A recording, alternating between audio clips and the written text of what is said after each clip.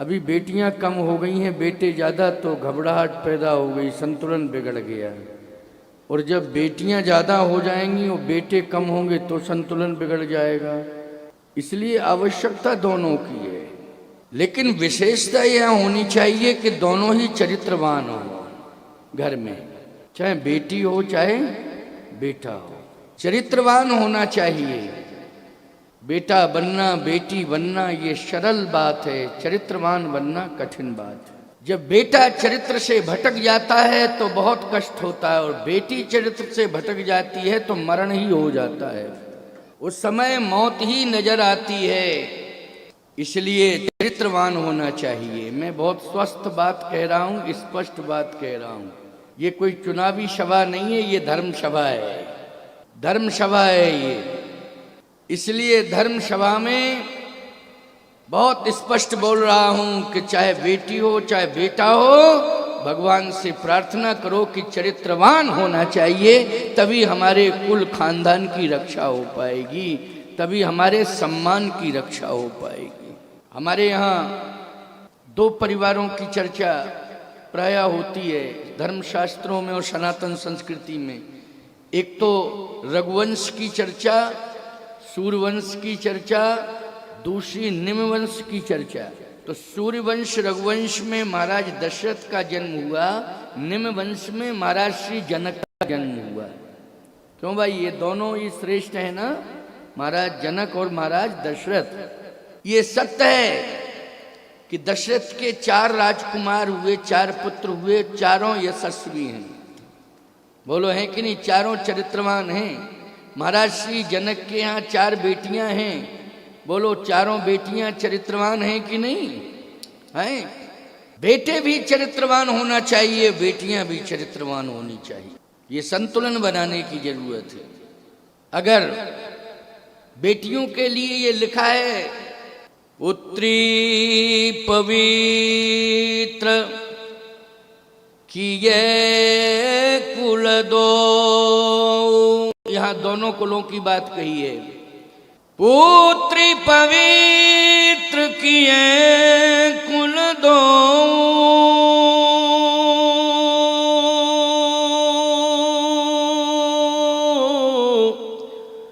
सुजस धवल जग कहाँ सबको। तो बेटों के लिए क्या लिखा है? बेटों के लिए लिखा है, चारों रूप शील गुण धाम। यहां बेटियों के साथ कुल जुड़ा है तो बेटों के साथ धाम जुड़ा हुआ है। बोलो भाई, अब धाम की और कुल की तुलना करो। तराजू के एक पल्ले पर कुल रख दो और दूसरे पल्ले पर धाम रख दो, क्यों भाई, वो फिर तौलो। पुत्री पवित्र किए कुल दो, और बेटों के लिए क्या लिखा? चारों रूपशील गुण धामा। रूपशील गुण के धाम हैं, जैसे चित्रकूट धाम, अयोध्या धाम, मिथिला धाम, जनकपुर धाम, बद्रीनाथ धाम, केदारनाथ धाम, रामेश्वरम धाम। बोलो भाई, ये सब धाम है कि नहीं? अब कितनी महिमा है इन धामों की? बोलो, महिमा कम है क्या धामों की?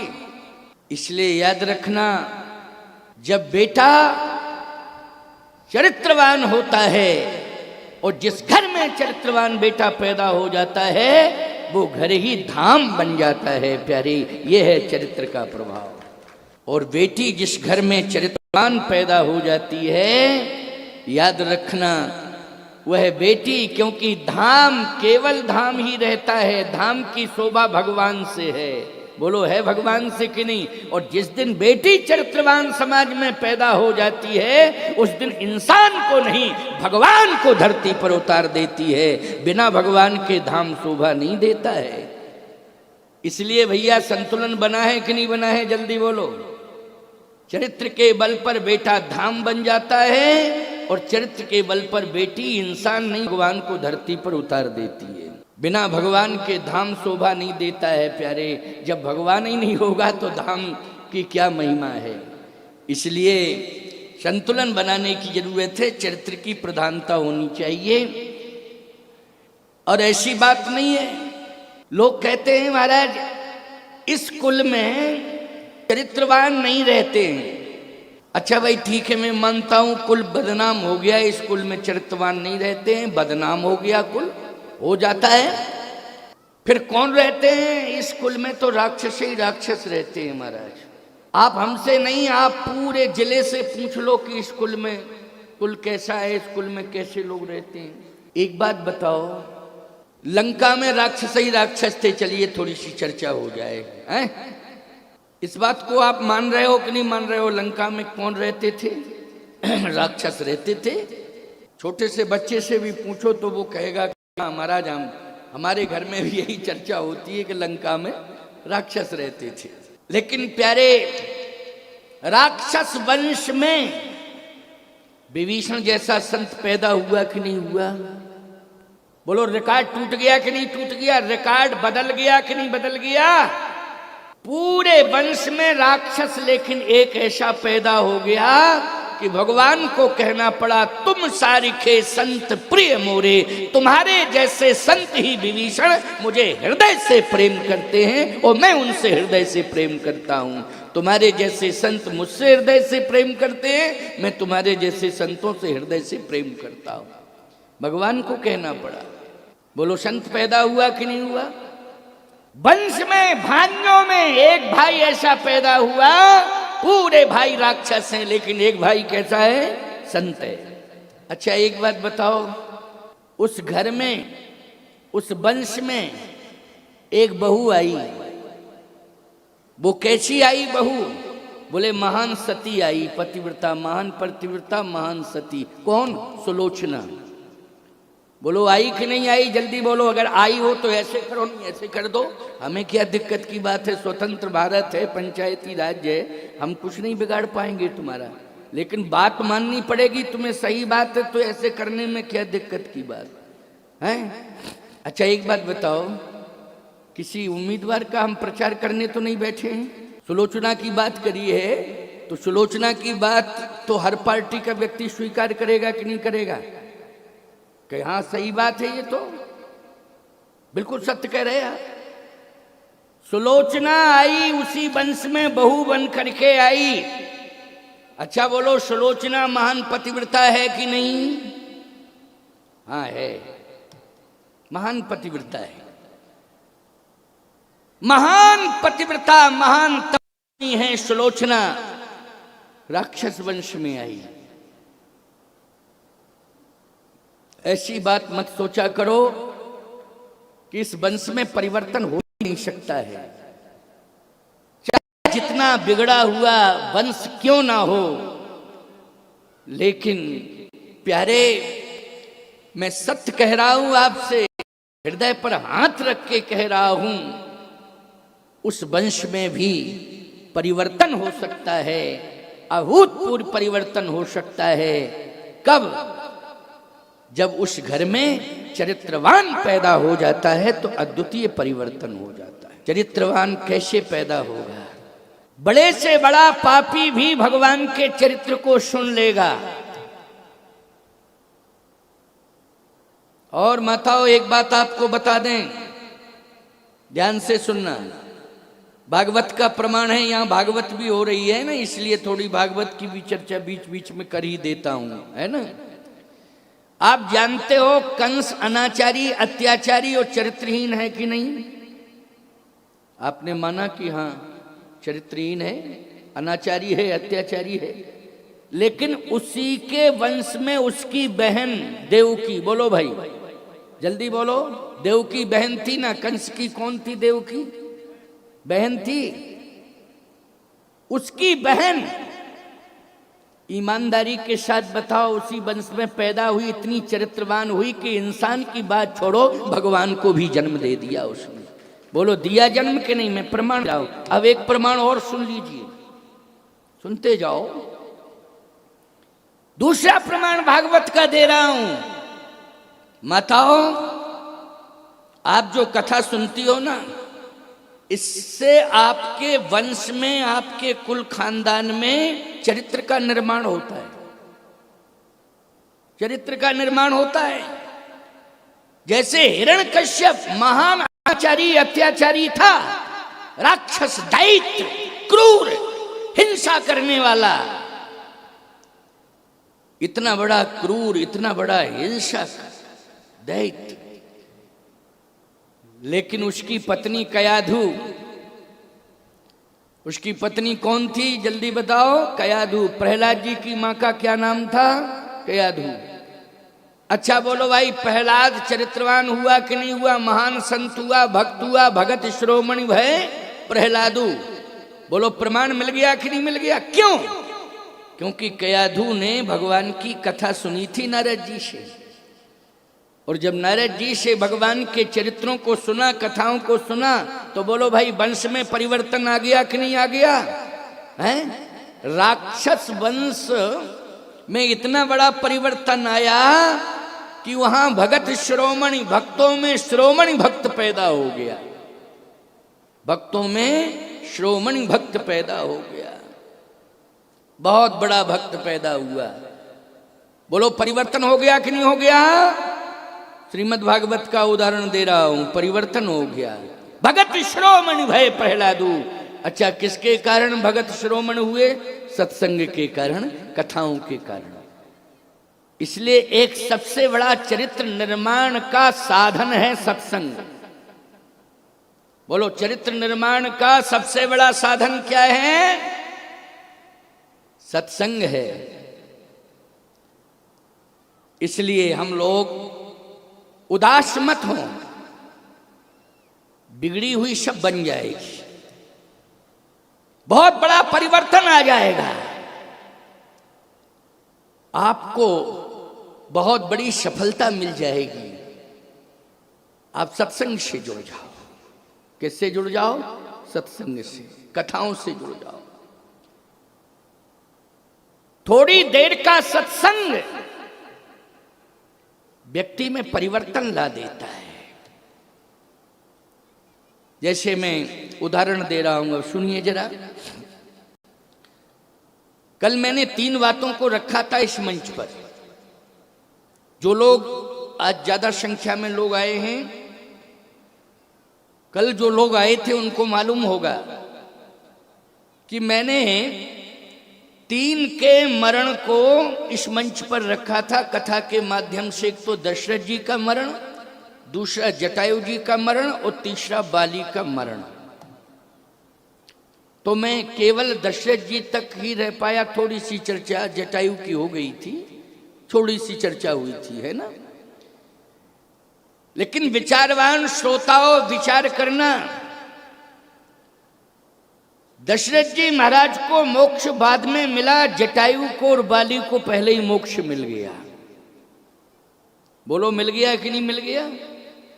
और दोनों अधम हैं। दशरथ जैसा भाग्यवान कोई है नहीं, और जटायु जैसा अधम कौन है? मैं नहीं कह रहा हूं। गीध अधम खग आमिष भोगी,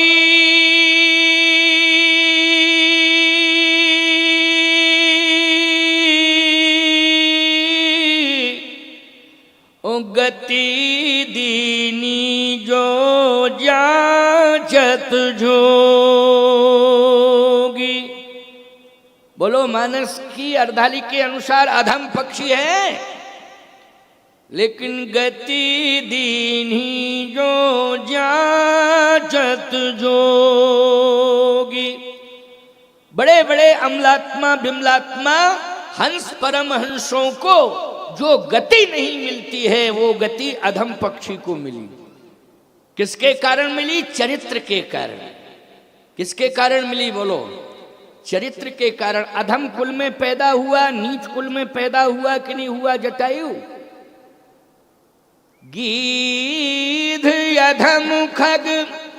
चरित्र में कितनी बड़ी ताकत है कि वंश का उद्धार करा दिया चरित्रवान ने। बोलो करा दिया कि नहीं करा दिया? कलंक लगा था, अधम था, सड़ा मांस खाने वाला परिवार, अधम परिवार, लेकिन एक चरित्रवान ने अपने हाथों से अच्छा काम किया, चरित्र का निर्माण किया, तो बोलो वंश का उद्धार हो गया कि नहीं हो गया? वंश का प्रधानता चरित्र की होनी चाहिए, विशेषता चरित्र की होनी चाहिए। की प्रधानता हो, चाहे बेटी हो और चाहे वो बेटा हो, कोई भी हो, चरित्र की प्रधानता होनी चाहिए। बेटी की महिमा बहुत है, इसमें कोई शक नहीं है। या देवी सर्वभूतेषु शक्ति रूपेण क्षमा रूपेण कृपा रूपेण शांति रूपेण संस्थिता नमस्तस्यै नमस्तस्यै नमस्तस्यै नमो नमः। बड़ी महिमा है बेटी की। लेकिन मैंने आपको क्या बताया कि महिमा तो है, लेकिन चरित्र यदि कहीं शंकालु हो गया तो बोलो अपयश मिलता है कि नहीं मिलता है? बेटे से ज्यादा अपयश बेटी को मिलता है। एक बात आपको बता दें, जितनी बड़ी महिमा बेटी की है, याद रखना अगर कहीं चरित्र में किंतु लग जाता है तो याद रखना केवल परिवार की ही बदनामी नहीं होती है, पूरे समाज की और पूरे गांव की बदनामी हो जाती है। इसलिए चरित्र की प्रधानता होनी चाहिए, चरित्र की प्रधानता होनी चाहिए। भरत जी ने अंबा कैकेयी से कह दिया था, कितनी महान है अंबा कैकेयी, लेकिन भरत जी ने कहा हंस वंश दशरथ जनक। केवल एक ही प्रकार से चरित्र में गिरावट नहीं होती है प्यारे, व्यवहार यदि बिगड़ गया तब भी चरित्र बिगड़ गया। बोलो भाई, केवल एक ही प्रकार का अर्थ नहीं किया जा सकता है चरित्रहीनता का। यदि व्यवहार बिगड़ गया तो बोलो चरित्र बिगड़ गया कि नहीं बिगड़ गया? चरित्र, व्यवहार बिगड़ा, चरित्र बिगड़ा। तो बोलो कैकेयी की वाणी के द्वारा व्यवहार बिगड़ गया था कि नहीं बिगड़ गया था? जल्दी बोलो। व्यवहार बिगड़ गया था कैकेयी की वाणी के कारण, कैकेयी जी के व्यवहार के कारण व्यवहार बदल गया। अयोध्यावासी रूठ गए और भरत जैसा बेटा भी रूठ गया। बोलो व्यवहार के कारण रूठा कि नहीं रूठा? जल्दी बोलो। है ये चरित्र की गिरावट है प्यारे। भरत जैसा संत रूठ गया, व्यवहार के कारण रूठा है। इस दोहे पर जरा ध्यान देना, बहुत बड़ी व्याख्या, क्योंकि मैं कुछ सोच के नहीं आता हूं कि मुझे ये बोलना है, तत्काल ही मेरे मन में भाव आ जाता है कि क्या बोलना है। ये भी बोल दो, ये भी बोल दो, ये भी बोल दो, ये भी बोल दो, ये भी बोल दो, ये भी बोल दो, क्योंकि बोलते बोलते बोलते बोलते सभी पार्ट्स घिस गए हैं, है ना, है ना। इसलिए बोलते बोलते जीवन निकल ही जा रहा है। बोलो निकला जा रहा है कि नहीं? रोज का कार्य है ये। एक दोहा इतना महत्वपूर्ण है, याद रखना। भरत जैसे संत ने अपनी मां से कह दिया व्यवहार बिगड़ने के कारण, हंस वंश दशरथ जनक, मेरा वंश तो निष्कलंक है, लेकिन जिस वंश में तू पैदा हुई है उसमें कलंक है, उसमें कलंक है, भरत जी ने कहा। अब सुनते जाओ दोहा। बात समझ में आ रही है कि नहीं आ रही है? आ रही है ना? ना आ रही हो तो आगे बढ़े। हाँ आ रही है। हंस वंश दशरथ जनक, मेरा वंश जिसमें मैं जन्म लिया हूं, हंस मानी पवित्र है वो। निमि कौन सा? इक्ष्वाकु वंश, सूर्य वंश, रघुवंश। हंस वंश पिता भी हमारे कौन हैं? दशरथ जनक। ओ भाई, राम लखन से भाई, लेकिन जननी तू जननी भई, विभीषण कछु न वशाय। जैसा तेरा पिता है वैसे ही तू है, भरत जी ने कहा। पिता भी स्वार्थी है तुम्हारा, तुम भी स्वार्थी हो। तुमने स्वार्थ के कारण ये विडंबना कराई है अयोध्या की, इसलिए मैं त्याग करता हूं, तुम्हारा त्याग करता हूं। बोलो भरत ने कहा कि नहीं कहा? मैं त्याग करता हूं। तुमने स्वार्थ के कारण विडंबना कराई है, इसलिए अपयश की पताका पूरे विश्व में फैल रही है, तेरे अपयश की पताका। ये भरत ने कहा है, जो पै कुरुचि रही यस तो ही, तो जनमत काहिन मारिषि मोही। अगर तेरा इतना गिरा हुआ चरित्र था तो मेरी हत्या तूने क्यों नहीं कर दी, मुझे क्यों जिंदा रखा। जो पे कुरुचि रही यस तो ही, और जनमत काहिन मारिषि मोही। पेड़ काटते पल्लव सींचा, ओ मीन जियत नित बारी उलीचा, के कई जग मारा। बोलो इन शब्दों पर ध्यान रखना। ये भरत जी कह रहे हैं। कौन कह रहे हैं? भरत जी कह रहे हैं ये बात। व्यवहार बिगड़ गया, चरित्र बिगड़ गया। बोलो बिगड़ गया कि नहीं? इसलिए व्यवहार भी बना के चलो। व्यवहार अच्छा होना चाहिए। परिवार के साथ ही अच्छा व्यवहार नहीं होना चाहिए, पड़ोसियों के साथ भी अच्छा व्यवहार होना चाहिए। याद रखो, केवल परिवार के साथ नहीं, पड़ोसियों के साथ अच्छा व्यवहार होना चाहिए। और जिस देश में रहते हो उस देशवासियों के साथ भी अच्छा व्यवहार होना चाहिए। तुम इंसान से भगवान बन जाओगे। व्यवहार अपना सुधार लो। केवल एक ही प्रकार से चरित्रता का उदाहरण नहीं दिया जा सकता है। वाणी संभाल लो बस। श्री धाम वृंदावन में रहते थे और रामचरितमानस के अद्वितीय वक्ता हुए। तो प्यारे वाणी का स्वर बिगड़ चुका है। आज समझ में नहीं आता किस प्रकार की भाषा आपस में बोली जा रही है। अच्छा, तुमने भी अंदाज लगाया होगा, अब नए नए तरीके से लोग जो व्यवहार कर रहे हैं, बहुत अंतर समझ में आ रहा है पहले की अपेक्षा। अब में बोलो भाई, अंतर बहुत समझ में आ रहा है। एक सेकंड नहीं लगता है। अगर तुम अपने घर में बच्चों को समझाने की कोशिश करो तो एक सेकंड नहीं लगता है, वो तुरंत कहते चुप रहा करो, मूड ऑफ मत किया करो। ये पता नहीं ये शब्द इतना ज्यादा प्रचारित हो गया, चुप रहा करो, तुम मूड ऑफ मत किया करो। बस इतना कह के वो बात को टाल देता है, चल देता, मूड ऑफ मत किया करो। अच्छा एक बात बताओ, ये घर के जो अनुभवी बूढ़े हैं ये तुम्हारा मूड ऑफ कर रहे हैं, तुम्हारा मूड ऑन कौन करता है घर में? ये भी तो बताओ जरा। ऑफ करने वाले हैं कौन? बूढ़े। और ऑन करने वाली है पत्नी, जो मूड को ऑन करती, चेंज करती है। देखो एक बात बताएं, बुरा मत मानना, एक दिन तुम्हें इसी घर में मां का दर्जा मिलने वाला है। जिंदगी भर तुम पत्नी के रूप में ही नहीं रहोगी, बहू के रूप में ही नहीं रहोगी। बोलो भविष्य में तुम मां का सम्मान प्राप्त करोगी कि नहीं करोगी?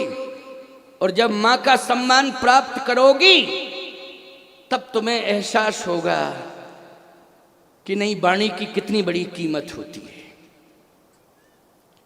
इसलिए चाहे बहू हो चाहे बेटी हो, कोई भी घर के अंदर हो, व्यवहार बिगड़ना नहीं चाहिए। ना बेटी के द्वारा व्यवहार बिगड़ना चाहिए, ना बहू के द्वारा व्यवहार बिगड़ना चाहिए। और सबसे अच्छा तरीका है व्यवहार बनाने का वाणी। बोलो भाई है कि नहीं? क्या है? वाणी। ऐसे ही हम तुमसे भी कहना चाहते हैं, जो पुरुषों की दीर्घा में बैठे हैं, उनसे भी कहना चाहता हूं कि वाणी के माध्यम से सबसे पहले व्यवहार बनाने का तरीका सीखो, वाणी के द्वारा।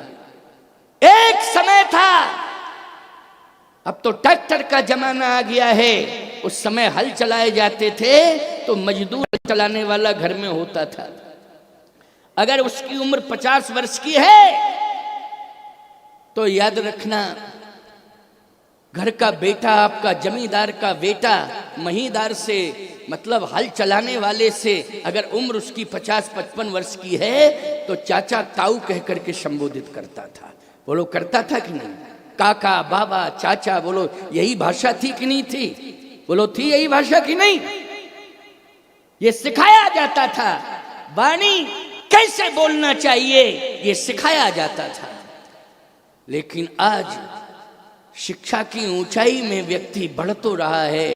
भरत जी ने कहा, मां तेरे अपयश की पताका पूरे संसार में फैल रही है, इसलिए आज के बाद मैं बात नहीं करूंगा तुझसे, क्योंकि तूने व्यवहार बिगाड़ दिया। तो मैं कहना ये चाहता हूं कि वाणी संभाल करके बोलो। महाराज श्री दशरथ का मरण मोक्ष बाद में 10 साल के बाद, 14 साल भगवान राम वन में रहे, दशरथ जी महाराज की मृत्यु हो गई, लेकिन दशरथ जी महाराज को मोक्ष नहीं मिला। जब राम का दर्शन कर लिया लंका में, इसके बाद मोक्ष मिला।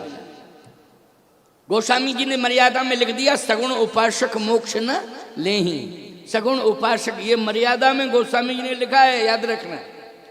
लेकिन मैं कहना ये चाहता हूं कि वाणी व्यवहार के कारण अधम से अधम को मोक्ष मिल गया। बोले वाणी क्या थी? सीते पुत्री। बोलो ये वाणी है कि नहीं? जटायु ने क्या कहा सीता जी से? जल्दी बोलो। यही है चरित्र, यही है कैरेक्टर, यही है वाणी। सीते पुत्री करसी जनित्रासा, ओ करी हूं जातु धान करना सा। ये वाणी है, ये बेटी तू चिंता मत कर, अभी बाप जिंदा है, घबराने की जरूरत नहीं है, तेरा बाप अभी जिंदा है, घबरा मत, अभी आता हूं, अभी आता हूं। जब तक बाप जिंदा है तब तक बेटी का अपमान हो नहीं सकता है, मैं अभी आता हूं। बोलो ये वाणी है कि नहीं? क्या कहा सीता जी से? पुत्री कहा है। बोलो ये श्रेष्ठ संबोधन है कि नहीं? पुत्री कहा है। शीत पुत्री करसी जनिकासा, ओ करी हूं जातु धान करना सा। मैं सर्वनाश कर दूंगा दुष्ट का। और रावण से क्या कहा? रे रे दुष्ट ठान किन होई,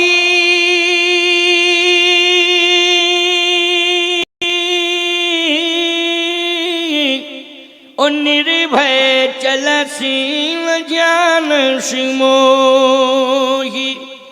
ए दुष्ट रुक जा, जानता नहीं मुझे मैं कौन हूं? रावण ने कहा मेरे पास कृपाण है, क्या बिगाड़ लेगा तू मेरा? कृपाण देख, ये तलवार, ये कृपाण। याद रखना उसी समय शास्त्र बोल पड़ा। रावण धनवान है, रावण बलवान है, रावण के पास कृपाण है। जटायु के पास धन नहीं है, ना वो धनवान है, ना बलवान है, ना कृपाण है, लेकिन वो चरित्रवान है। चरित्र में बड़ी ताकत होती है। ना धनवान कुछ बिगाड़ सकता है चरित्रवान का, ना बलवान कुछ बिगाड़ सकता है। चरित्रवान का कुछ नहीं बिगाड़ सकता है। जटायु के पास क्या है बोलो? चरित्र है, चरित्रवान है। इसलिए चरित्र के बल पर उसने ललकार दिया। रे रे दुष्ट ठाण किन होई,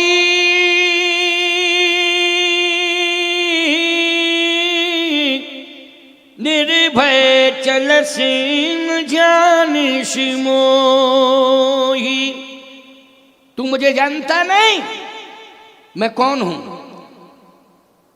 जिसका तुम हरण कर रहे हो वो मेरी बेटी है, मैं उसका बाप हूं। रुक! सीते पुत्री, चिंता मत कर तू, मैं अभी आता हूं। करसी जन त्रासा। बोलो, ऐसे व्यक्ति को दशरथ जी के पहले बैकुंठ मिला कि नहीं मिला? दशरथ जी के पहले बैकुंठ मिला है, दशरथ जी को बाद में मिला है। वो तो मरने के बाद सुरधाम गए हैं, देवधाम। देवधाम को जहां देवता रहते हैं उसको स्वर्ग कहते हैं, उसको बैकुंठ नहीं कहते। समझ गए हो कि नहीं? उसको क्या कहते हैं? उसको कहते हैं जहां देवता रहते हैं स्वर्ग। राम राम कही राम कहे, राम राम कही राम, तन पर हरि रघुवर विरह राव गए सुर धाम। लेकिन गीध सुरधाम नहीं गया है, बैकुंठ गया, हरिधाम। हरिधाम गया है। राम काज कारण तनु त्यागी, हरिपुर गयऊ परम बड़ भागी। परिहित बस जिनके मन माही, और तिन कह जग दुर्लभ कछु नाहि। इसलिए ये चरित्र बोल रहा है, एक अधम कुल में जन्म लेने वाले ने, याद रखो, एक ऐसा चरित्र के बल पर सम्मान पा लिया है कि भगवान राम ने 7 बार पिता पिता पिता पिता पिता पिता कह के संबोधित किया है। 7 बार पिता पिता पिता पिता कह के संबोधित किया है। बहुत विस्तार है उस प्रसंग में, लेकिन मैं संकेतात्मक ढंग से अपनी बात आपके बीच में रख रहा हूं और आपको श्रवण करा रहा हूं, इसलिए सुनते जाना। एक एक बात बहुत महत्वपूर्ण है, क्योंकि आज वर्तमान में हमें धन तो मिल रहा है, धन मिल रहा है, हम विकास से जुड़ रहे हैं, लेकिन चरित्र में गिरावट आती जा रही है। बोलो, गिरावट आती जा रही नहीं, चरित्र में बहुत बड़ी गिरावट आती जा रही है। खजाना भर गया हमारा, हवेलियां खड़ी हो गई हैं, बहुत सारे सुख संसाधन हमने जुटा रखे हैं, लेकिन चरित्र कहीं किसी भी कोने में देखने को नहीं मिल रहा है।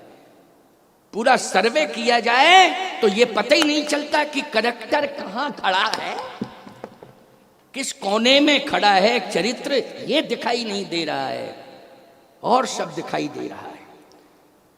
लेकिन चरित्र सबसे बड़ी ताकत है, चरित्र सबसे बड़ी पूंजी है। चरित्र कुल खानदान के सम्मान को बनाने में अहम भूमिका का निर्वाह करता है। बोलो, करता है कि नहीं करता है? कसाईयों के पास भी धन भरा पड़ा है।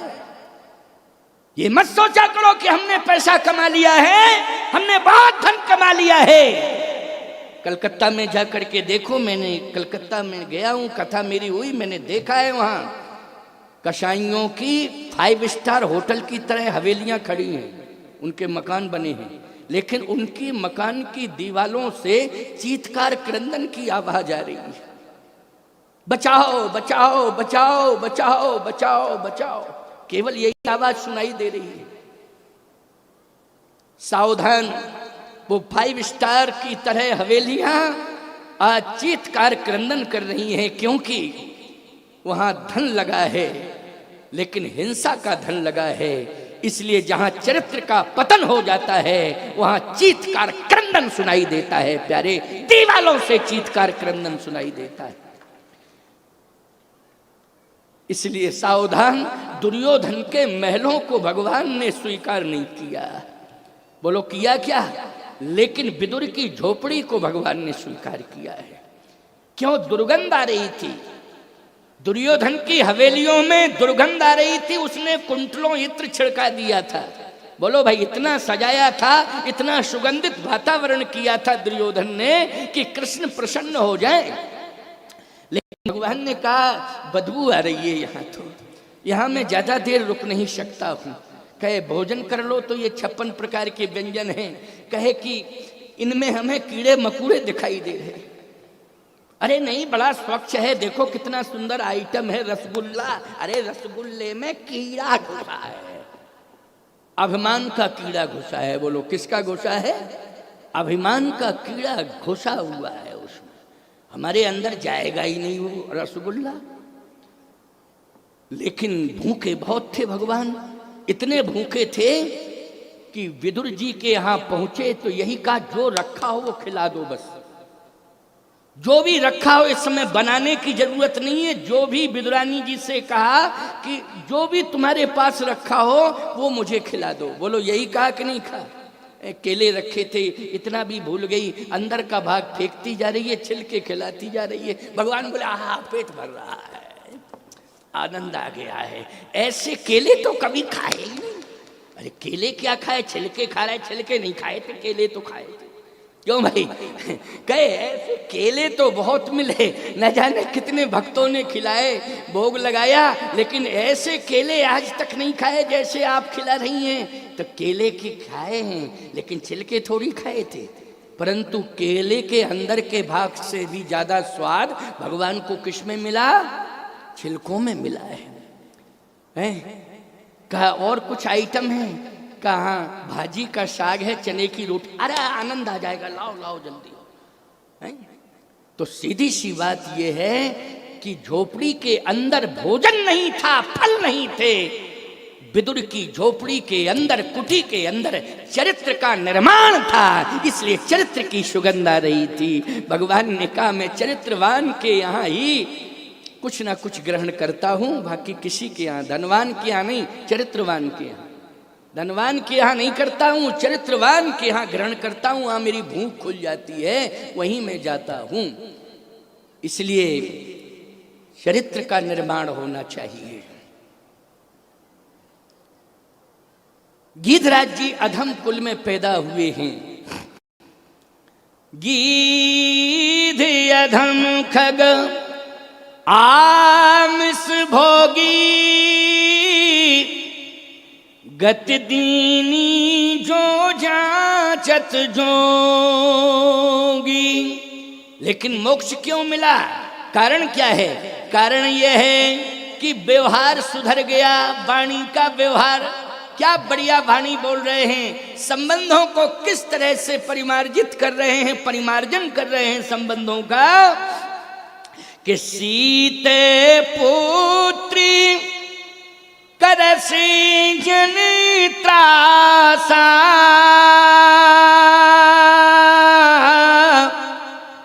ओ करी हूं जातू धान कर नासा।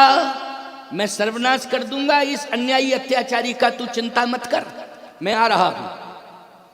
जैसे गीधराज जी महाराज थोड़ा सा आगे बढ़े तो गीध जात के और भी थे वहां।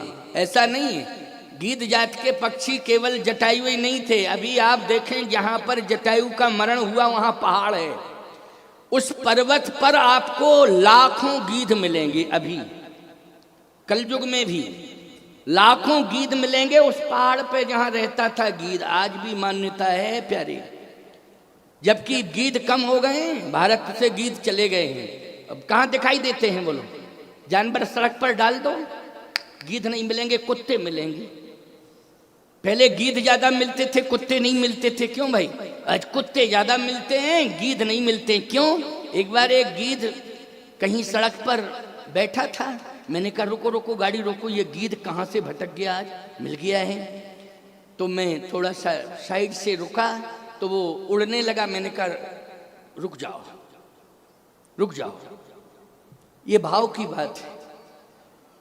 मानो वो रुक गया। मैंने दूर से ही कहा कि और सब गीत चले गए, आप भारत में दिखाई दे रहे, केवल आप ही कहाँ गए ये सब? उसने कहा कि मैं तो भटक गया हूं, बाकी हमारे सब साथी चले गए। तो देश छोड़ के क्यों चले गए? बोले इस देश के इंसानों ने जब हमारा भोजन करना शुरू कर दिया तो हम भूखों मरे। हम भूखों मरे क्या? हमारा भोजन ही नहीं छोड़ा, हमारा भोजन करना शुरू कर दिया है। बताइए इतना बड़ा अतिक्रमण किया है। सोचो जरा, विचार करो। हैं गीध आज मिल नहीं रहे हैं, दिखाई नहीं दे रहे हैं गीध।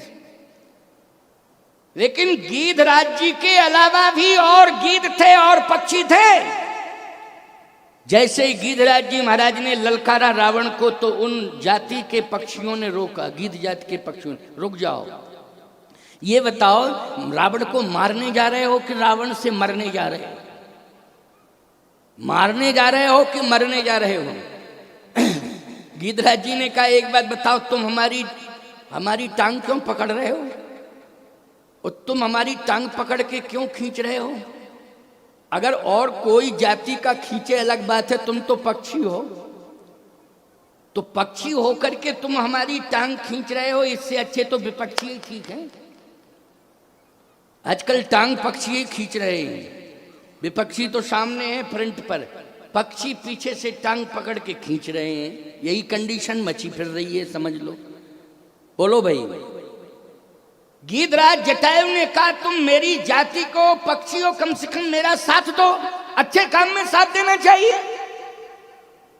उन पक्षियों ने कहा देखो कन्फर्म है कि तुम कुछ भी नहीं बिगाड़ पाओगे, ना हम बिगाड़ पाएंगे रावण का कुछ, और रावण के पास ऐसी कृपाण है कि तुम भी मरोगे हम भी मरेंगे सब।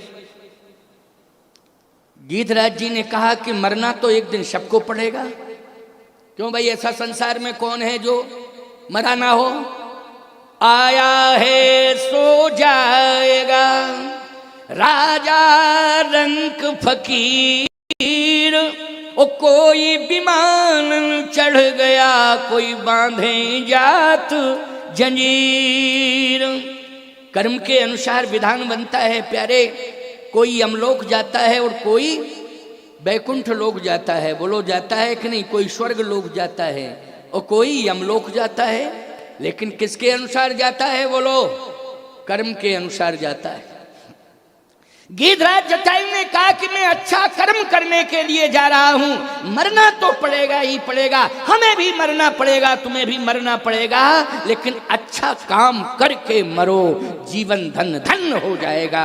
इसलिए आज जनक नंदिनी जानकी को मैंने बेटी बना लिया है, तुम हमारे कुल खानदान के हो, बेटी को बचा लो, बेटी की रक्षा करो, बेटी की रक्षा करो, चलो हमारे साथ। उन पक्षियों ने कहा कि तुम भाड़ में जाओ, बेटी भाड़ में जाए, हमें नहीं मरना, हमको नहीं मरना, तुम भाड़ में जाओ, बेटी तुम्हारी भाड़ में जाए। बोलो यही कंडीशन है आजकल के नहीं? आजकल यही तो उत्तर दिया जाता है जब कोई बेटी से संबंधित समस्या आती है, तो लोग कहते तुम भाड़ में जाओ, तुम्हारी बेटी भाड़ में जाए, हमसे कोई लेना देना नहीं। गलत। बेटी का सम्मान राष्ट्र का सम्मान है, बोलो है कि नहीं? क्योंकि हमारा भारत मातृ प्रधान देश है। किसी भी देश में, पूरे विश्व में, पूरी दुनिया में बता दो, हम आपसे पूछना चाहते हैं, भारत के अलावा कोई मातृ प्रधान देश है? जब भी भारत कहा जाता है तो अकेला भारत नहीं, भारत माता की जय। बोलो है मातृ प्रधान नहीं भारत? यहां बोलो ईमानदारी से, मां बहन बेटी की रक्षा होनी चाहिए कि नहीं होनी चाहिए? और तुम्हारे जैसे सपूत सूरवीर पैदा किए हैं भारत मां ने, तो तुम्हारा दायित्व तो होता है कि नहीं होता है? धर्म कहता है कि नहीं कहता है कि हम मां बहू बेटी की रक्षा करें, सम्मान की रक्षा करें? लेकिन अगर तुम इस भाषा का प्रयोग करते हो कि भाड़ में जावे, हमें क्या लेना देना, तो तुम कपूत हो प्यारे, सपूत नहीं हो। ये बात मैं चैलेंज से कह रहा हूं, तुम सपूत नहीं हो, तुम कपूत हो। तुम्हें चुल्लू भर पानी में डूब के मर जाना चाहिए, जिंदा रहने का कोई अधिकार नहीं है। गीधराज जी ने कहा मैं बेटी की रक्षा के लिए जा रहा हूं, छोड़ो मुझे, मरने दो। धावा क्रोध बंत खग कैसे, और छूटे पवि पर्वत कहाँ जैसे। गीधराज जी महाराज ऐसे टूट पड़े रावण के ऊपर जैसे पहाड़ टूटता है। अब बताओ, पहाड़ से कोई कुश्ती लड़ सकता है? बता दो जरा, इंसान से कुश्ती लड़ी जा सकती है, पशुओं से भी कुश्ती लड़ी जाती है, हमारे यहाँ सिंहों से भी कुश्ती लड़ी गई है। बोलो लड़ी गई कि नहीं लड़ी गई? सिंहों से, शावकों से कुश्ती लड़ी गई, हाथी से कुश्ती लड़ी गई है, लेकिन पहाड़ों से कुश्ती लड़ी गई क्या है? पहाड़ों से कोई कुश्ती नहीं लड़ सकता है। एक पहलवान बोला है कोई गांव में जो हमसे कुश्ती लड़े? गांव वाले बोले हम तो नहीं लड़ सकते क्योंकि तुम ताकतवर बहुत हो। पहलवान था, उसने कहा जिले में, पता लगाया तो जिले में कोई तैयार नहीं हुआ। अच्छा कोई प्रदेश में भी कोई तैयार नहीं हुआ, वाकई वो बड़ा पहलवान था। देश में, तो देश में भी कोई तैयार नहीं हुआ। उसने कहा लड़ूंगा तो मैं जरूर। कैसे लड़ोगे? कैसे लड़ोगे? लड़ोगे कैसे? बोले हावड़ा एक्सप्रेस के इंजन से कुश्ती लड़ेंगी। अच्छा एक बात बताओ, हावड़ा एक्सप्रेस इंजन से कुश्ती कोई पहलवान लड़ेगा तो 2 सेकंड में जिंदगी भर का काजू किशमिश गायब हो जाएगा कि नहीं हो जाएगा? बोले बचेगा कुछ बचेगा? गरुड़ पुराण बचेगा केवल, कुछ नहीं बचेगा। गरुड़ पुराण के अलावा कुछ नहीं बचेगा। बोलो भाई, इसलिए मैं कहना चाहता हूं कि बलवान तो बनो लेकिन चैलेंज मत दो। क्यों भाई? ये अभिमान की पराकाष्ठा है कि तुम बलवान हो लेकिन चैलेंज दे रहे हो। नहीं, बलवान का अर्थ है कि तुम्हारे बल को देख करके जितने बलहीन हो वो अपने को बलवान समझने लग जाएं, तभी तुम्हारे बल की सार्थकता है। बलहीन अपने को बलवान मानने लगे। बोलो भाई, कि हमारे सामने अब एक ऐसा बलवान आ गया, हमारे गांव का ऐसा बलवान आ गया, हमारे प्रदेश का ऐसा बलवान आ गया कि अब हमें चिंता करने की जरूरत नहीं है। यह है बल की सार्थकता। ऐसे धन की भी सार्थकता है कि तुमने इतना धन कमा लिया कि जितने धनवान थे सब अपने को धनहीन मानने लगे। नहीं, गलत।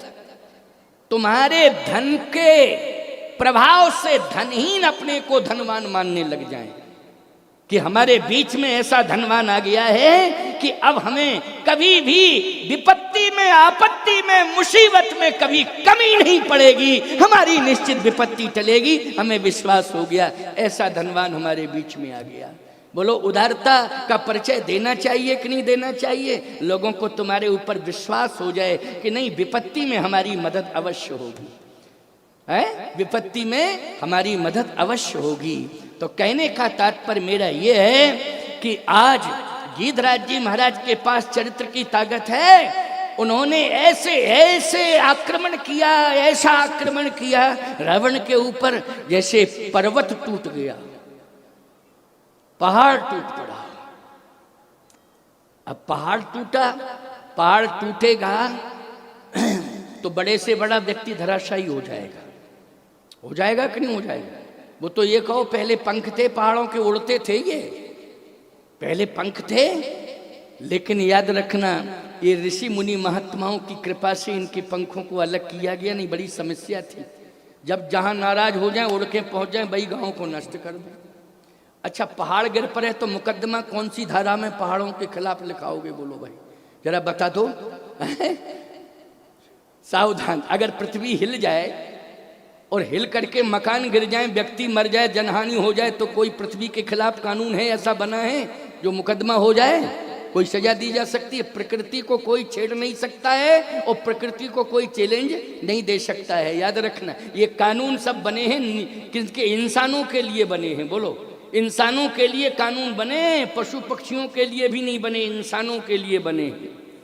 इसलिए मैं कहना चाहता हूं, जिस दिन इंसान के अंदर चरित्र की प्रधानता आ जाती है, उस दिन याद रखना, उस चरित्रवान के सामने आकर के इंसान की बात छोड़ो, भगवान खड़ा हो जाता है और कहता है मैं मोक्ष देने के लिए तैयार हूं। भगवान खड़ा हो जाता है, इस कथा से यही तो तुम्हें प्रेरणा मिल रही है? चरित्र की प्रधानता, भगवान खड़ा हो जाता है। धावा क्रोध बंत खग कैसे, छूटे पवी पर्वत कहाँ जैसे, दशरथ जी की मृत्यु के बाद बोलो भाई अयोध्या के ऊपर पहाड़ टूट गया कि नहीं टूट गया? दशरथ जी की मृत्यु के बाद क्या हुआ? अयोध्या के ऊपर क्या टूटा? बोलो पहाड़ टूट गया। बोलो टूटा पहाड़ कि नहीं टूटा? समस्याओं का पहाड़। कौन सा पहाड़? समस्याओं का पहाड़ टूट पड़ा है। जैसे ये जो कार्यक्रम में आप बैठे हो सुन रहे हो, इस पटेल परिवार के ऊपर दुख का पहाड़ टूटा था कि बाप और बेटा दोनों मात्र 10 घंटे के अंदर से, क्यों भाई यही हमको बताया, तखत सिंह जी की मृत्यु और मनोज की मृत्यु में कितना अंतर रहा था कोरोना काल में? मात्र 8-10 घंटे का या 12 घंटे का कुछ ऐसे ही अंतर बताया था। बोलो ये दुख का पहाड़ टूट पड़ा कि नहीं टूट पड़ा था? बहुत बड़ा पहाड़ टूटा था दुख का। कैसे परिवार ने सहन किया, बर्दाश्त किया। प्यारे, समस्याएं आती रहती हैं लेकिन धैर्यवान बनो। और ये बात मैं निश्चित रूप से कह रहा हूं कि भले ही दुख का बहुत बड़ा पहाड़ टूटा है, लेकिन इस कथा के माध्यम से, क्योंकि जिस दिन उन दोनों की मृत्यु हुई उसी दिन इस ज्ञान यज्ञ का निर्माण हो गया था कि ज्ञान यज्ञ अवश्य होगा। तो जिस दिन ज्ञान यज्ञ के निर्माण का संकल्प हुआ, निश्चित रूप से उन्हें मोक्ष मिल गया, मिल गया, मिल गया। इसमें शंका करने की आवश्यकता नहीं। मोक्ष का मार्ग प्रशस्त हो गया। अच्छा काम जिस परिवार में होता है उस परिवार में मोक्ष के बारे में शंका नहीं करनी चाहिए। मोक्ष निश्चित रूप से होता है। जैसे प्रमाण परीक्षित जी ने भागवत सुनी भागवत। मृत्यु कैसे हुई? अकाल मृत्यु हुई, सर्पदंश से मृत्यु हुई। बोलो हुई सर्पदंश से मृत्यु कि नहीं? ये तो पक्की बात मान रहे हो कि नहीं? अकाल मृत्यु जिसकी होती लोग कहते उसे मोक्ष नहीं मिलता है, ये बात पक्की है। अकाल मृत्यु जिसकी होती है उसे मोक्ष नहीं मिलता है।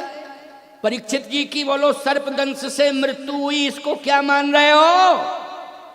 अकाल मृत्यु मान रहे हो कि नहीं? सर्प काट ले और मौत हो जाए तो इसको क्या कहते हैं?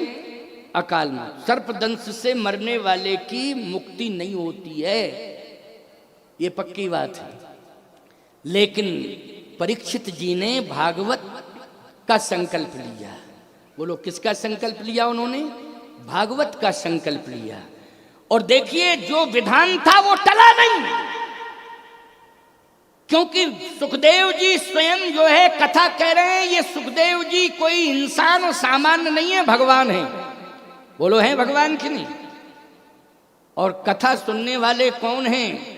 महान धार्मिक राजा परीक्षित है। बोलो है कि नहीं? परीक्षित यजमान बनकर के कथा सुन रहा है। लेकिन याद रखना भगवान के सामने सर्प आया कि नहीं आया? बोलो भले ही पुष्प के अंदर से आया, वो सूक्ष्म रूप धारण करके आया तक्षक, लेकिन आया कि नहीं आया? बोलो भागवत का प्रमाण सुना रहा हूं आपको, क्योंकि भागवत की कथा चल रही है ना, इसलिए बीच बीच में मैं भागवत की बात कह देता हूं आपके बीच में। समझ रहे हो कि नहीं? आया तक्षक कि नहीं आया? वो आया और उसने निर्धारित समय पर डसा कि नहीं डसा। और बोलो परीक्षित की मौत हुई कि नहीं हुई? भगवान के सामने गंगा के तट पर संतों के बीच में तक्षक ने डसा, मृत्यु हुई। लेकिन प्रमाण है भागवत की कथा, रामायण की कथा, इन कथाओं के बल पर बैकुंठ से भगवान का विमान आया और परीक्षित को बिठाल करके ले गया। बोलो ये भागवत का प्रमाण है। बोलो मुक्ति मिली कि नहीं मिली? मुक्ति मिली। प्रबल प्रेम के पाले पढ़कर प्रभु को नियम बदलते देखा, अपना मान टले टल जाए, भक्त का मान न टलते देखा।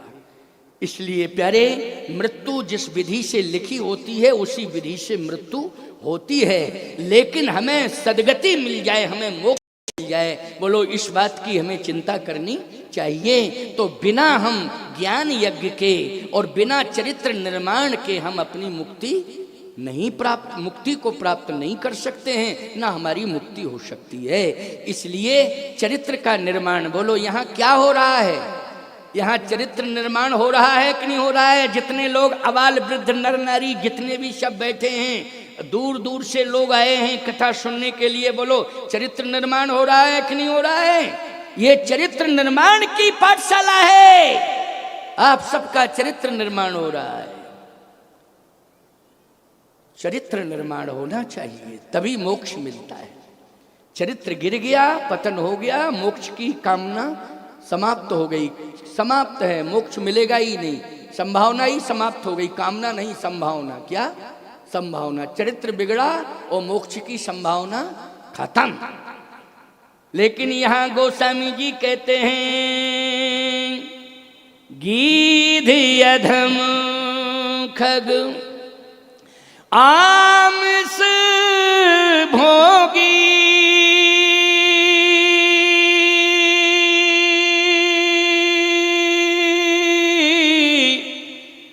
ओ गति दीनी जो जाचत जोगी, गति दीनी जो जाचत जोगी। बड़े बड़े योगेंद्र मुनेन्द्र हंस परमहंस अमलात्मा बिमलात्मा, याद रखना वो इस गति को प्राप्त नहीं हो पाते हैं जिस गति को गीधराज जटायु प्राप्त हो गए। ये किसके कारण हुए? चरित्र के कारण हुए। चरित्र निर्माण, इतने लोग चरित्र निर्माण से जुड़ रहे हैं। और याद रखना सब भूल जाओगे, लेकिन मेरी वाणी आप भूल नहीं पाओगे, गूंजेगी कानों में। याद रखना सब भूल जाओगे, लेकिन ये वाणी नहीं भूल पाओगे। हमारे गोविंद सिंह जी बैठे हैं, पूर्व विधायक, इतना विशाल कार्यक्रम कराया था मंडी में कि कई लाख लोगों ने सुना। और याद रखना ऐसा सुना है कि बड़ी बड़ी बातें भूल जाएंगे लोग, समस्याएं भूल जाएंगे, लेकिन कथा को नहीं भूल पाएंगे। वो कथा कानों में गूंजती ही रहेगी, वो गूंजती रहेगी और अंतिम श्वास तक गूंजेगी, और मरने के बाद वही कथा बैकुंठ ले जाएगी प्यारे, इसमें कोई संदेह नहीं। क्योंकि परीक्षित जी का उदाहरण सत्य है, सत्य है।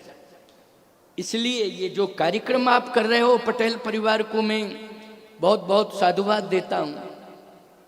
मोहन सिंह जी, 4-5 भाई, वो सब एक ही भाई, वो तखत सिंह का निधन हुआ, 5 भाई, कितने? 4 थे, 3 भाई। हाँ, इनके पिताजी का निधन हुआ है, कमलेश जी के। क्यों? याद रखना मृत्यु होती रहेगी, लेकिन मरण को सुधारना है। किसको सुधारना है? मरण को सुधारना है। और मरण को सुधारने का एक ही तरीका है कि अच्छा काम हाथों से किया जाए। जैसे सत्संग है, गरीब कन्या की बेटी की शादी में भी सहयोगी बन जाओ, वो भी बहुत बड़ा कार्य है। समझ रहे हो कि नहीं? जैसे प्यासा को ये पानी पिला दो, भूखे को भोजन करा दो, गाय माता की सेवा के साथ जुड़ जाओ। याद रखना सत्संग से जुड़ जाओ। गांव में कोई पुराना मंदिर हो उसका जीर्णोद्धार कराओ। बड़े बड़े मकान बन रहे हैं, हवेलियां बन रही हैं, लेकिन तुम्हारे गांव का देवता अगर जीर्ण शीर्ण स्थिति में बैठा है, कमी कुछ नहीं है उसके पास, लेकिन तुम्हारे भाव में तो कमी है कि तुम व्यवस्था नहीं दे पा रहे हो। इसलिए जीर्ण शीर्ण मंदिर गांव में पड़े हों तो मैं तो कहता हूं कि नए मंदिर बाद में बनवाओ, पहले पुराने मंदिरों का जीर्णोद्धार कराओ प्यारे। ये सबसे पवित्र कार्य होगा, क्योंकि देवता वहां वर्षों से बैठा है, और वहां इस तरह की कंडीशन के बरसात में पता लगे कि कभी मंदिर ही गिर जावे, ऐसी कंडीशन हो रही है। नहीं, ये देवी देवता हमारे गांव के रक्षक हैं, इसलिए इनके प्रति हमारा ध्यान होना चाहिए। तीर्थों में हम जाएं, सेवा करें, वहां के देवता का दर्शन करें, पवित्र नदियों में स्नान करें, लेकिन हमारा ये संकल्प होना चाहिए कि हम गांव के देवता पर भी ध्यान दें। इतना हमारा परम कर्तव्य है ना। जैसे अभी इन्होंने कहा कि कोरोना काल में बड़ी सेवाएं, मैं कहता हूं बहुत सी संस्थाओं ने सेवाएं की थी, ऐसी बात नहीं है। जिले में, तहसीलों में, गांव में बहुत से ऐसे संस्थाएं थी जिन्होंने अन्नपूर्णा की सेवा की, भोजन आदि की सेवा की कोरोना काल में, विपत्ति काल में। लेकिन चित्रकूट धाम में गिरवासी वनवासियों का चूंकि क्षेत्र है, वहां पर गिरवासी वनवासी आदिवासियों का क्षेत्र है चित्रकूट धाम, वहां सबसे ज्यादा समस्या भोजन में आ रही थी। तो हमारे कामतगिरी भगवान कामतानाथ पीठ से घर घर में राशन पहुंचाया गया और भोजन भी बना हुआ पहुंचाया गया था। ये उस समय की सेवा हुई है। और आज भी हजारों लोग जाते हैं तो कोई भूखा नहीं रहता है, सबको भोजन वहां मिलता है। वहां निःशुल्क ठहरना, निःशुल्क भोजन और निःशुल्क सारी व्यवस्थाएं हैं। भाव की बात है, आप क्या दे रहे हैं क्या नहीं दे रहे, ये श्रद्धा की बात है। आप दोगे तो ठीक है, नहीं दोगे तो ठीक है, लेकिन वहां जाओगे भोजन तो मिलेगा ही, वहां निश्चित रूप से ठहरने की व्यवस्था मिल जाएगी, वहां भोजन पानी की व्यवस्था होगी होगी। आपकी श्रद्धा पर डिपेंड करता है कि आपसे कोई कहेगा नहीं कि आप जरूर दीजिए, ये करिए। इसलिए आपको कहा जाता है ये सेवाएं जो चल रही उनमें सहयोगी बन जाओ। और किसान हो आप तो अन्नपूर्णा सेवा सबसे ज्यादा बड़ी सेवा होती है। बोलो भाई, हर किसान के पास अन्न पैदा होता है कि नहीं होता है? उस अन्न में से अब कल्पना करना, जब कटाई करवाओ तो बिल के बिल रखे, चूहों ने कितना खाया, चूहों ने कितना खाया, कल्पना करो आप, हैं? जब चूहे इतना खा रहे हैं तो संतों को खिला दो, भक्तों को खिला दो, क्या दिक्कत की बात है नहीं? तो कम से कम तीर्थ में तुम्हारा अन्न क्षेत्र जो चल रहा है उसमें सहयोग हो जाएगा। इसलिए इन्होंने कहा है ऐसी कोई बाध्यता नहीं है कि आपको देना ही है। आपकी श्रद्धा पड़े, मन पड़े कि नहीं हमें कांतानाथ अन्नपूर्णा सेवा में अपना अन्न पहुंचाना है, तो श्रद्धा से पहुंचाइए। इसमें किसी भी प्रकार का कोई दबाव नहीं रहेगा। इस बात को ध्यान से सुनो। श्रद्धा, और श्रद्धा में जो श्रद्धा पड़े वो, श्रद्धा में कोई संख्या की गिनती नहीं होती। समझ गए हो कि नहीं? आपके पास कितनी श्रद्धा है, आप श्रद्धा अनुसार। और चैत्र में वो वाहन आएगा कांतानाथ जी का। अभी गाडरवाड़ा क्षेत्र में भी यज्ञ में जो ज्ञान यज्ञ हुआ था मंडी में, रुद्राभिषेक राम कथा, भी बहुत से लोगों ने अन्नदान की सेवा का संकल्प लिया था। तो हम जहाँ भी जाते हैं जहाँ पर अन्न क्षेत्र, अन्न होता है पैदा, वो अन्न क्षेत्र से जरूर जोड़ते हैं। इसलिए यहाँ भी चैत्र में जो वाहन आएगा उस वाहन के साथ आप, लेकिन लिखाना आपको पड़ेगा अभी, तभी मांगा जाएगा, नहीं वैसे किसी से नहीं कह सकता हूँ। जिसने संकल्प लिया उसी से कहा जाएगा, जिसने संकल्प नहीं लिया उससे नहीं कहा जाएगा। इसलिए पहले से ही आप लोग लिखाएंगे तो आपकी सेवा चित्रकूट धाम चैत्र वैशाख में पहुंच जाएगी। इसलिए ये बार बार बाही जाती है। और इसमें दबाव कुछ नहीं है, श्रद्धा की बात है। इसमें श्रद्धा जुड़ी है, केवल श्रद्धा जुड़ी है। तो आओ जरा ध्यान से सुनना। कर्म की बात, कर्म पर बल दे रहा था मैं, तो अंतिम बात है, जरा सुनिए। 15-20 मिनट की बात है, अंतिम बात, क्योंकि समय हो रहा है ना। 6 बजे तक आरती में कराई देता हूँ, 5:30 बज गए हैं। और हमारे बोलने में सीधा कथा ही कथा होती है, कोई ज़्यादा गातान वो तो नहीं चलता है। क्यों भाई? मंगलाचरण तो एक ही श्लोक में तो मंगलाचरण हो गया, 2 बार कीर्तन कराया और बोलना शुरू कर दिया। हमारी शैली ही यही है, बरसों से आप सुन रहे हो, बरसों से सुन रहे हो, यही मेरी शैली है। ये लोग कहते महाराज शैली बदल, हमने कहा आप क्या बदलें, अब तो निपट गई पंचायत सब, थोड़ा समय, अब कुछ नहीं बदलेगा। अब तो जो शैली है वही शैली हमारी रहेगी, और इसी को लोग पसंद करते हैं। बोलो करते हैं कि नहीं करते हैं? हाँ, तो सुनिए जरा ध्यान से, आओ, बहुत अच्छी बात बता रहा हूं। कर्म सामने आ गया और गीधराज जी महाराज ने बेहोश कर दिया रावण को, बेहोश हो गया। आप कहो महाराज उसके पास कौन सा बल था? मैंने क्या बताया? चरित्र बल था। कौन सा बल था? जल्दी बोलो, कौन सा बल था? चरित्र बल था ना। चरित्र बल का इतना बड़ा प्रताप प्रभाव था कि जिसके हाथ में कराल कृपाण है, एक भुजा नहीं 20 भुजाएं हैं, इतनी बड़ी देह है उसके पास कि याद रखना उस देह को देख करके धरती कपने लगती है। बोलो कांपने लगती है ना धरती, चलत दशानन डोलत धरणी।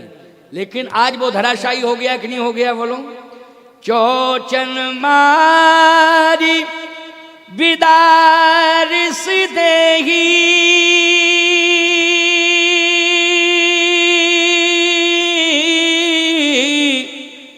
ओ दंडेक भई मूर्छाते ही, मूर्छित हो गया, बेहोश होके गिर गया। जटायु जी ने जानकी जी के चरणों में अपना मस्तक रख दिया, मस्तक रख दिया, रोने लगे। कहा बेटी आने में विलंब हो गया, मैं क्षमा मांगता। बोलो ये चरित्र बोल रहा है कि नहीं बोल रहा है? चरित्र। मुझे क्षमा करो क्योंकि वो आने में विलंब हो गया है, मुझे क्षमा करो, क्षमा करो, क्षमा करो। मेरे पास सोने का महल नहीं है जिसमें तुम्हें रख सकूं, लेकिन मेरे पास टूटी फूटी पुरानी गुफा है, उस गुफा के अंदर मैं सम्मान पूर्वक रखूंगा, सम्मान पूर्वक रखूंगा, और जब तक जिंदा हूं तब तक आंच नहीं आने दूंगा। अच्छा एक बताओ, महल वालों के पास जो बेटियां हैं उनकी रक्षा के लिए चार दीवारी खड़ी हैं, लेकिन जिस झोपड़े के अंदर बेटी पैदा हुई है, ईमानदारी से बताओ दीवार भी सुरक्षित नहीं है वहां, लेकिन वहां भी बेटी रह रही है। लेकिन बाप जब तक हाथ पीला नहीं कर देता है तब तक चारपाई बाहर डाल के सोता है और रात भर रोता है, वो सोता नहीं है, क्योंकि बेटी जवान है, हाथ पीला कर दूं तभी नींद आएगी।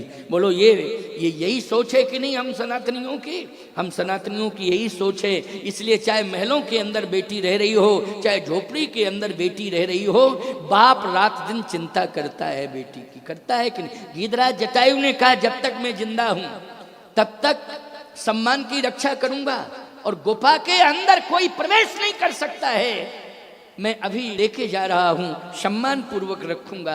जनक जी जैसा मेरे पास सोने का महल नहीं है, लेकिन मेरे पास तो पुरानी गुफा है जिसमें मैं रहता हूं। जानकी जी ने कहा वो सोने का महल तो बहुत दूर है, जिसने मुझे पृथ्वी से निकाला है वो पिता भी कोसों दूर है, लेकिन सही बात तो यह है कि जिसने विपत्ति में आकर के रक्षा कर ली हो वो पिता भी है और वो परम पिता भी है, इसलिए आप ही मेरे पिता है। सीता जी कहती विपत्ति में जिसने रक्षा की है, विपत्ति काल में जनक जी ने रक्षा नहीं की है, विपत्ति काल में तो रक्षा किसने की है? बोलो शस्त्र ने भी रक्षा नहीं की है, किसने रक्षा की है? जटायु जी ने रक्षा की है। इसलिए आप पिता भी हो, आप परम पिता भी हो, आपने विपत्ति काल में मेरा साथ दिया है। आंखों में आंसू भर दिए जानकी मैया ने और पंखों में भर के ले गया है सीता जी को गुफा के अंदर। बोलो ले गया कि नहीं ले गया? गुफा के अंदर, गुफा के अंदर सीता जी को स्थापित किया। अब जटायु जी ने एक बात कही, क्या? मैं जा रहा। सीता जी ने कहा मुझे गुफा के अंदर करके कहां जा रहे हो? बोले उस आतताई अधर्मी नीच रावण को सबक सिखाने के लिए जा रहा।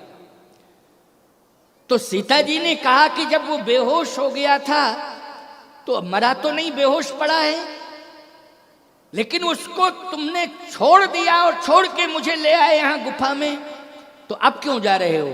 गीधराज जी ने कहा वो बेहोश हो गया है ना, इसलिए मैंने छोड़ दिया उसको, अब वो होश में आ गया होगा। तो बेहोश का मतलब क्या है? जटायु जी ने कहा शास्त्र कहता है कि मूर्छित पर कभी वार नहीं करना चाहिए, इसलिए मैंने धर्म का ध्यान दिया है कि धर्म कहता है मूर्छित पर वार नहीं करना चाहिए, धर्म कहता है सोते हुए पर वार नहीं करना चाहिए, धर्म कहता है पीठ दिखाए हुए पर वार नहीं करना चाहिए, धर्म कहता है। लेकिन आजकल लोग सोते पे ही वार कर रहे हैं कि नहीं कर रहा है, धोखे से ही मार रहे हैं कि नहीं मार रहा है, यह अधर्म हो रहा है। तुम में ताकत है तो चैलेंज दो ना सामने, लेकिन नहीं, धोखा हो रहा है, धोखा धोखा।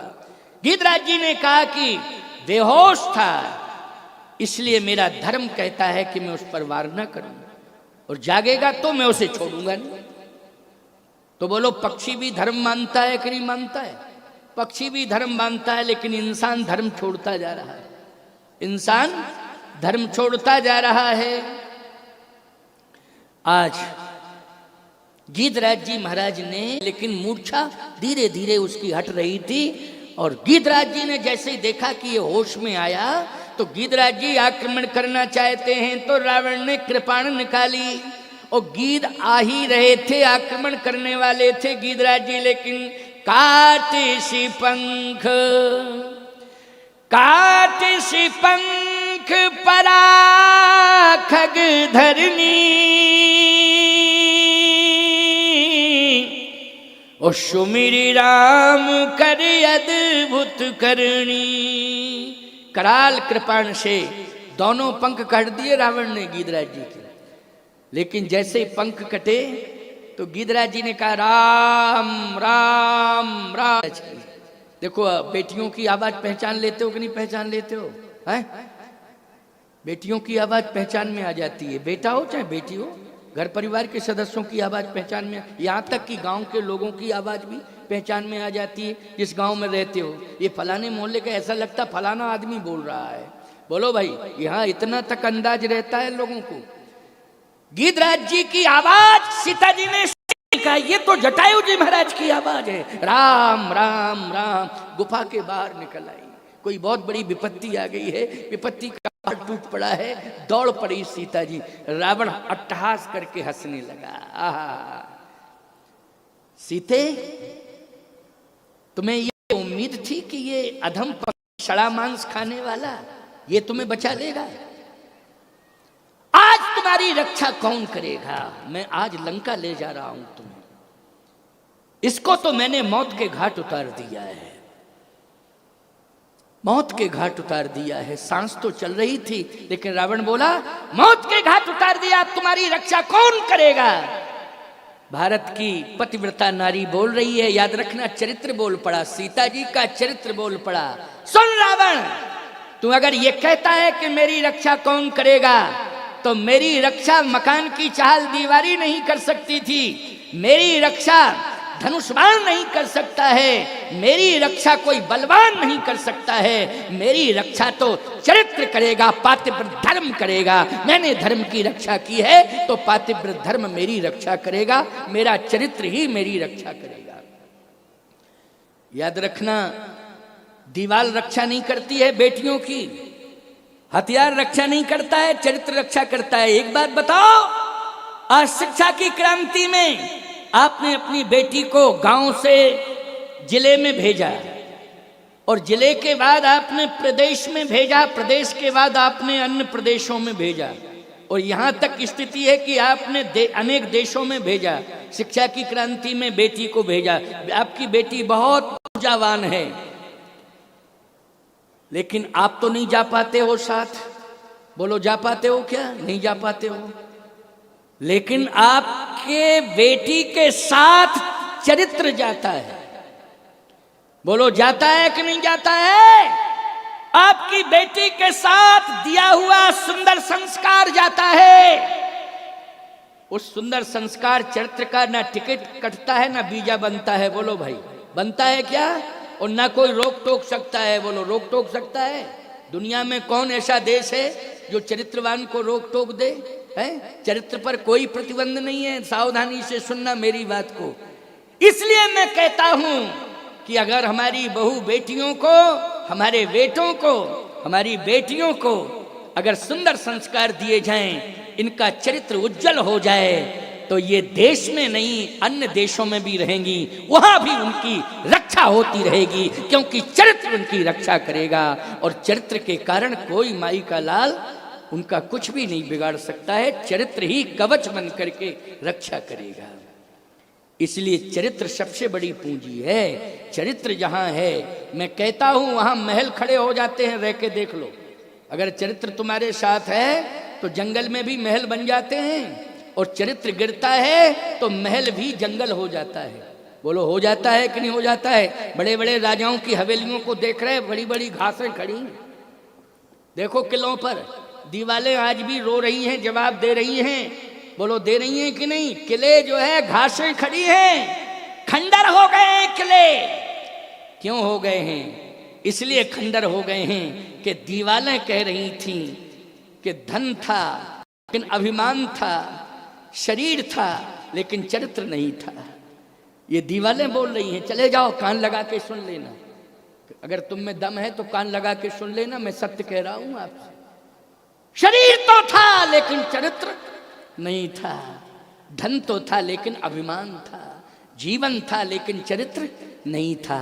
इसलिए आज बड़े बड़े महल ढह गए, दीवारें खड़ी रह गईं, कूड़ा कचरा घर बना दिया गया है। बोलो बना दिया गया क्यों? इसलिए ध्यान से सुनना मेरी बात को। चरित्र की प्रधानता होनी चाहिए। तो आओ, गोस्वामी तुलसीदास जी ने एक अंतिम बात और जोड़ दी। क्या? सीता जी ने रावण को फटकारा, चल तेरी लंका में रहूंगी, और तेरी लंका का कोई भी नागरिक मुझे छू करके बतावे। एक सज्जन कहने लगे, महाराज रावण ने तो उठाया है सीता जी को, तो छू के तो बताया है। क्योंकि लोग रामायण पढ़ने वाले अलग अलग खोपड़ी के होते हैं ना।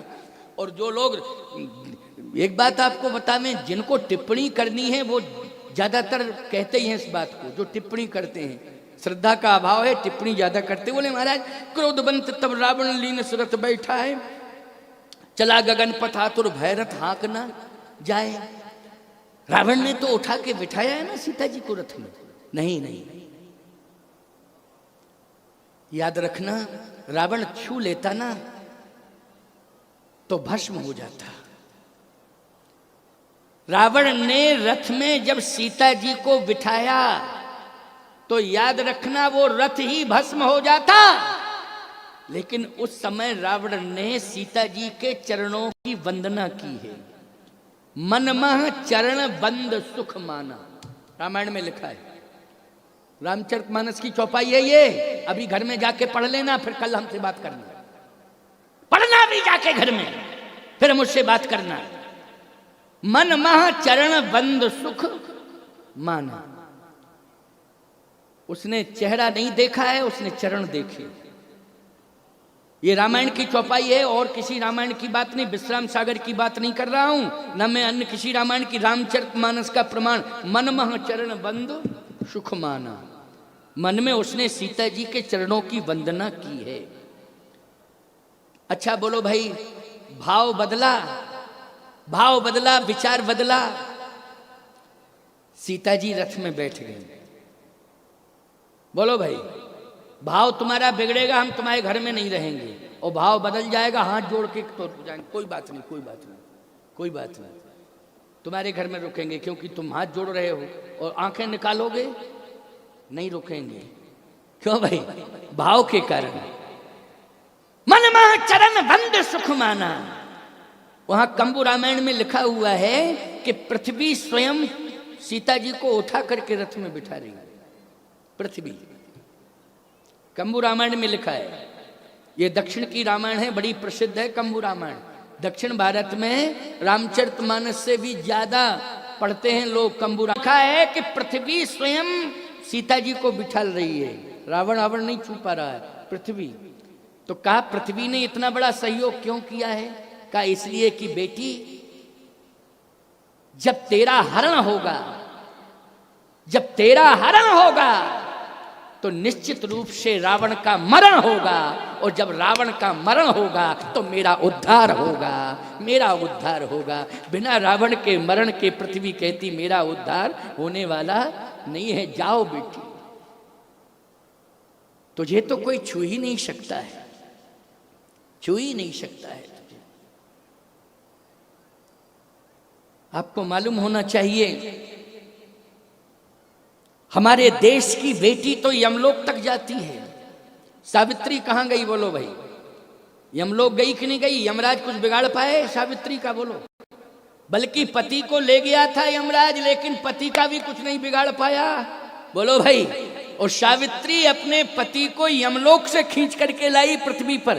कौन गया था सावित्री के साथ? माता पिता गए थे, धन गया था, सावित्री के साथ पातिव्रत धर्म गया था। इसलिए यमलोक तक भी पातिव्रत धर्म के बल पर पहुंच गई सावित्री। बोलो पहुंची कि नहीं? और सत्यवान को वापस लाई कि नहीं लाई? किसके बल से लाई है? पातिव्रत धर्म के बल से। यमराज कुछ नहीं बिगाड़ पाया। सीता जी के पास पातिव्रत धर्म है। पृथ्वी जानती इस बात को कि मेरी बेटी के पास कौन सी ताकत है? पातिव्रत धर्म है। इसलिए राक्षस रावण और लंका के जितने राक्षस कुछ भी नहीं बिगाड़ पाएंगे, मुझे पूरा विश्वास है।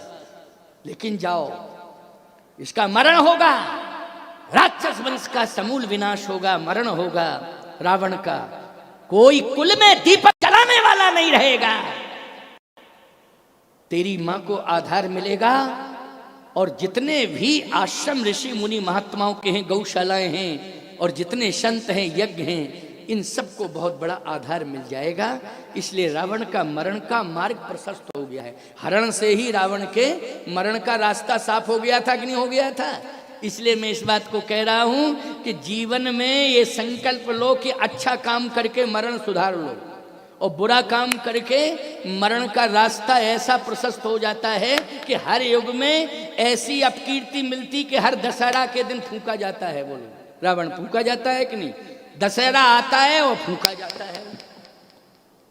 और इसके बाद दशहरा के दिन कितनी मिठाइयाँ बंटती हैं, बोलो कितनी मिठाइयाँ खाई जाती, खुशियाँ मनाई जाती हैं। मरने पर खुशियाँ मनाई जाती हैं क्या? मैं कहता हूँ कि किसी भी गांव का कोई गुंडा भी मर जाता है तो उस दिन लोग घर में भोजन नहीं करते हैं, ये कहते हैं कि अब देखा जाएगा, शाम आम को खाएंगे पिएंगे। क्यों भाई? अभी नहीं, अभी क्या, अभी तो मरघट से लौट के आए, मरघट से आए लौट के, भूख ऊख सब खत्म हो गई। क्यों? जलते हुए देखा। और रावण को हम जलते हुए देखते हैं तो रसगुल्ले खाते हैं, और लाओ, और खूब हृदय से हृदय मिलाकर मिलते हैं। बोलो मिलते हैं कि नहीं मिलते हैं? क्यों? खुशियां मनाते हैं। अन्याय की पराकाष्ठा था, अनाचार की, अत्याचार की पराकाष्ठा पर पहुंच गया था रावण, इसलिए उसका हर दशहरा के दिन पुतला फूंका जाता है। ये सीता हरण से ही रावण के मरण का मार्ग प्रशस्त हो गया है, सीता हरण से। तो सीता जी रथ में बैठ के आगे बढ़ी। इधर गिधराज जटायु जी हा राम हा राम हा राम, भगवान के कान में आवाज पहुंची तो भगवान आ गए। जैसे ही भगवान आए तो उठा के गोद में रख लिया और कहा कि मैं मरने नहीं दूंगा आपको मोरे जान, तात कछुक दिन जीजे और लीजिए आप सुवन सेवा सुख, मोहि पितु को सुख दीजे। आप मेरे कारण जिंदा रहे, मैं आपको मरने नहीं दूंगा, इसलिए कि मेरे पिता की मृत्यु हो गई है। अब मुझे पिता आज मिला है, इसलिए आज मैं आपको पिता बना रहा हूं। और मैं अपने पिता की सेवा नहीं कर पाया, इसलिए मैं पुत्र बनकर के आपके चरणों की सेवा करूंगा। बोलो ये चरित्रवान का उदाहरण है कि नहीं? राम जी सेवा करने के लिए तैयार हैं। पिता की सेवा में नहीं कर पाया, लेकिन पूरी यात्रा में मुझे आज पिता मिला है, इसलिए मैं आपकी सेवा करूंगा। गिधराज जटायु ने कहा नहीं नहीं नहीं, मैं जिंदा नहीं रहूंगा। क्यों? कारण क्या है? कारण यह है कि मैंने सब कुछ पा लिया है। क्या पा लिया है? एक तो मैंने अन्यायी अत्याचारी को सबक सिखाया है, लेकिन बस इतनी भूल हो गई कि उसका मरण नहीं हो पाया। तो राम ये यश में अपने ऊपर नहीं लेना चाहता था, रावण मरण का यश तो मैं आपको देना चाहता था, इसलिए रावण को तो आप ही मारेंगे और पूरे वंश का नाश आप करेंगे। और हे राम, आपकी सदा सदा यश पताका फैलती रहेगी हर युग में। ये श्रेय मैं नहीं लेना चाहता हूं, नहीं तो पहले ही मार देते हो। क्यों भाई? मार देते कि नहीं? अरे आपको कैसे चोंचे मार रहे थे तो ब्रेन में एक चोंच मार देते, हेमरेज होता, मर जाता। क्यों भाई? ब्रेन में एक चोंच लगती तो ब्रेन हेमरेज होता कि नहीं होता? और ब्रेन हेमरेज होता या तो कोमा में चला जाता तो मरा मरा ही था, या फिर मर ही जाता। बोलो भाई यही कंडीशन होती कि नहीं? लेकिन नहीं नहीं, ये यश तो राम को देना चाहते हैं गिधराज जटायु जी। इसलिए प्रभु अब मुझे जाने दो जाने दो जाने दो। भगवान ने कहा तो फिर आप मांग लो, कुछ मांग लो। गिधराज जी ने कहा कुछ भी नहीं चाहिए। कहे नहीं, आप मांग लो। भगवान ने कहा कि लेना पड़ेगा आपको, आप मांगिए, मैं आपको दूंगा दूंगा दूंगा। गिधराज जटायु ने कहा कि देखो मैं कुछ चाहता नहीं हूं, लेकिन देना ही चाहते हो तो अब मैं एक भक्ति मांग रहा हूं। भगवान ने कहा भक्ति मांग लो, मैं भक्ति दूंगा आपको। कौन सी भक्ति? भक्ति बहुत हैं, भक्ति के प्रकार बहुत है। कौन सी भक्ति? गिधराज जी ने कहा अविरल भक्ति। अविरल अविरल भक्ति। भगवान बोले ऐसी भक्ति मांगी आपने कि हमें सोचना पड़ रहा है। आपको अविरल भक्ति में क्या सोचना पड़ रहा है?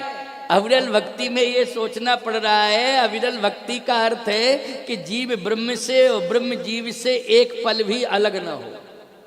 बोलो भाई ये अविरल भक्ति, जीव ब्रह्म से और ब्रह्म जीव से एक पल भी अलग ना हो, ये अविरल भक्ति है। अविरल भक्ति साधारण नहीं है। हाँ बताओ, तुम्हारी समझ में आ रही है बात कि नहीं आ रही है? कि और कोई भक्ति तुम्हें सुना दें? हैं? तुम क्या सुनाए तुमको भक्ति, तुम भक्ति फिर रही हो, तुमको क्या भक्ति सुना दे? है? चैन ही नहीं है तुमको, शांति नहीं है। वैसे तो शांत हैं, बहुत शांत हैं। तारीफ मैंने कल भी की थी, आज भी करूंगा और कल भी करूंगा। कल मैं जाऊंगा, कल मैं विश्राम में, मेरा प्रवचन विश्राम का प्रवचन होगा। अभी 14 तारीख तक चलेगा, लेकिन मैंने तो 2 ही दिन दिए थे, तीसरा दिन तो ले लिया है इन लोगों ने, क्योंकि वहाँ दिल्ली से आने में हमको टाइम लग रहा था, लेकिन वहाँ का प्रोग्राम मैंने दिन में कर दिया, इसलिए टाइम कवर हो गया। रात्रि में होता था वहाँ प्रवचन, शहर है वहाँ दिन में कौन सुनता, सब सर्विस वाले हैं, बिजनेस वाले हैं, रात्रि में, लेकिन दिन में किया। रविवार पड़ गया ना, छुट्टी का दिन था उस दिन। तो आइए, कल का प्रवचन और विश्राम का है, लेकिन मैं कल ही प्रस्थान करूंगा और मुझे रायबरेली जाना है, वहाँ कथा है कल से, परसों से।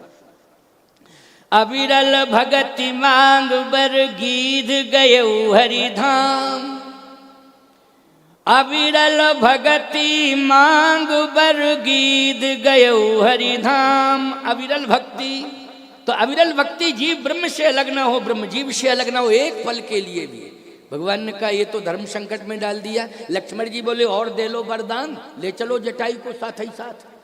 अब तो जहां जाओगे तो जटायु को धनुष्बाण टांगोगे कि जटायु को? क्यों भाई, अब धनुष्बाण छोड़ो, जटायु को टांगो, क्योंकि पंखे तो रहे नहीं, अब टांगना ही पड़ेगा कि नहीं? क्यों भाई? क्योंकि एक पल भी अलग नहीं रहना चाहता है ये आपसे। भगवान ने कहा लक्ष्मण तुम इस मर्म को नहीं समझते हो, मैं अविरल भक्ति दूंगा दूंगा दूंगा। तो लक्ष्मण जी ने कहा निर्वाह कैसे करोगे, निर्वाह कैसे करोगे? भगवान राम ने कहा कि अब ये सत्कर्म के बल पर, चरित्र के बल पर गीत नहीं रहेगा, ये तो साक्षात नारायण का स्वरूप धारण करेगा, स्वयं भगवान बन रहा है। इसलिए भगवान भगवान में कोई अंतर होता नहीं। गीत देह तज धर हरि रूपा।